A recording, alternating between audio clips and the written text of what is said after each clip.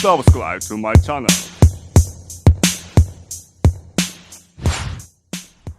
Mummy ji, चाय ले लीजिए।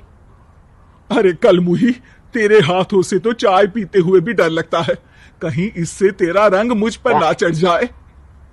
अगर इन्हें इतनी ही शर्म होती तो मेरे इतने हैंडसम भाई को इस तरह फंसाती नहीं।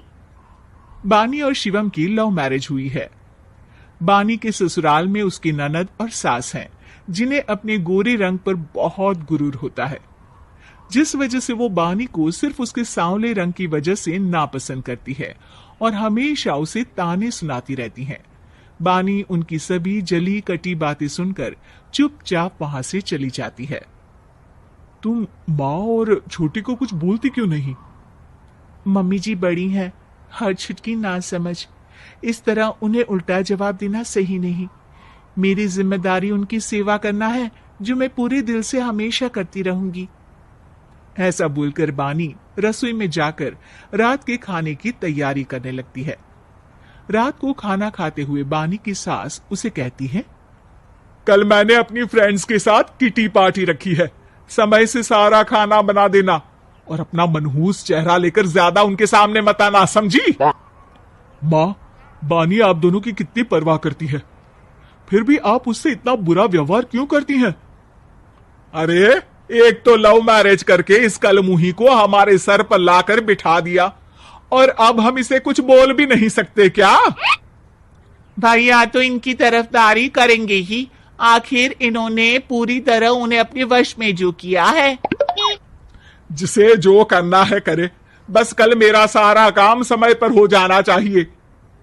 इस पर सब खाना खाकर सोने चले जाते हैं और अगले दिन बानी जल्दी उठकर सास की किटी पार्टी के लिए तैयारियां शुरू कर देती है, जिस पर पार्टी शुरू होने के बाद सास की सहेलियां कहती हैं, अरे वाह री, तेरी बहू ने तो बड़े स्वादिष्ट समोसे बनाए हैं।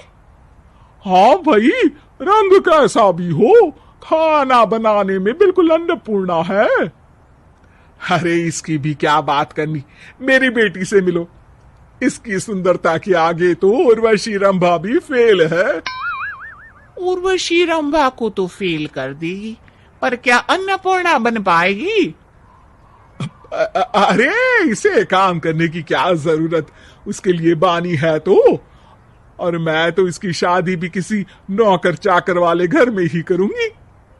बानी वापस रसोई में चली जाती है और किटी पार्टी चलती रहती है। उसी रात को बानी की सास गुस्से में चिल्लाते हुए अपने कमरे से बाहर निकल कर आती है। हाय रे, चोरी हो गई मेरे पैसे, पक्का पक्का इस कलमुही की वजह से हुआ है ये सब। अरे क्या हुआ माँ, कौन सा आसमान टूट गया? अरे आसमान तो उसी दिन टूट गया था जब तू इस कलमुही से शादी करके इसे घर में ले आया था। खुद तो आई ही, अपने साथ साथ मनहूसियत का काला साया भी मेरे घर ले आई। अरे हुआ क्या माँ?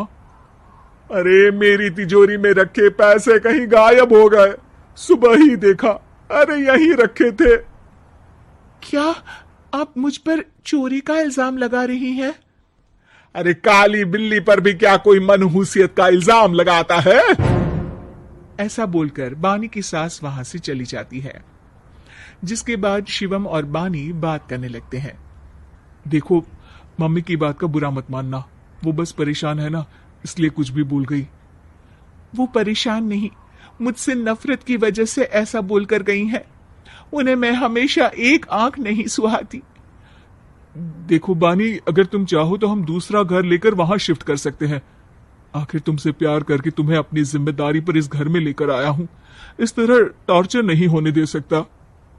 अगर आप साथ हैं तो मुझे किसी चीज की टेंशन नहीं, और आखिर वो हमारी बुजुर्ग हैं, हम उन्हें और छुटकी को इस तरह अकेले छोड़कर कैसे जा सकते हैं? इसके बाद बानी भी अपने कमरे में चली जाती है और अब हर रोज उसकी सास की तिजोरी से पैसे गायब होने लगते हैं। इसी तरह कुछ समय बीत जाता है और वो हर बार हर चीज का इल्जाम बानी पर लगाती है, पर बानी कभी कुछ भी नहीं बोलती। कलमुही नास पीटी, बहू को घर की लक्ष्मी बोलते हैं, ये तो पनौती बनकर आई है, पनौती।